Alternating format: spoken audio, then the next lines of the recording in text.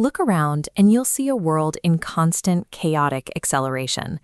Yet, in the middle of that blur, the modern classroom remains completely motionless. What we call the traditional model of education is an administrative machine, engineered decades ago to produce reliable outcomes for a predictable mid-century world. This diagram shows the top-down architecture of authority in the traditional system. Decisions are concentrated in the hands of a select few at the apex. That design enforces strict, isolated roles. Principals manage facilities, teachers broadcast information, and students are positioned as passive receptacles.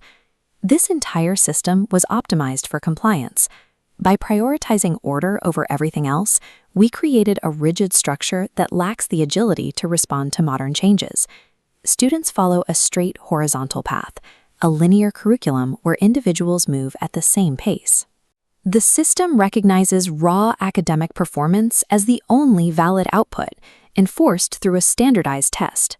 Watch this act as a bottleneck, filtering students rather than assisting growth. Treating human development like an assembly line leaves students unprepared for a future defined by sudden, non-linear disruptions. Current research from the OECD strongly suggests the rapid obsolescence and complete collapse of this educational factory model. This diagram illustrates a transition toward an interconnected ecosystem. It is a structure built on lateral connections and multiple pathways.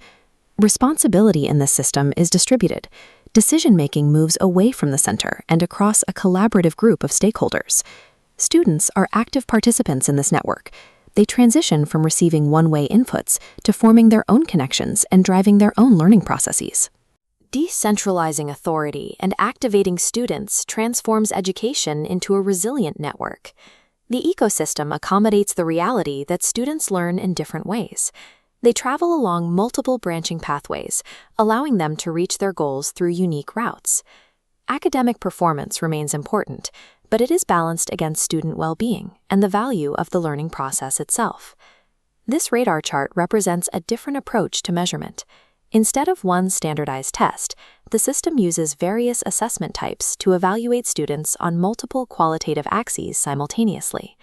Redefining success as a multidimensional profile creates a system that can accurately map human potential. We also see a shift in monitoring. Traditionally, monitoring was used for punitive accountability. In the ecosystem model, it serves a different purpose. This animation shows circular feedback loops within the network. Data flows back from the nodes to the center, modifying pathways at every level. This constant exchange of information allows the entire system to iterate and self-correct. Through continuous feedback, the education system functions as a learning, adaptive organism. This level of structural adaptability is required because we face a global future that is fundamentally unpredictable and constantly changing. The OECD's ecosystem model provides a framework for navigating this unknown timeline.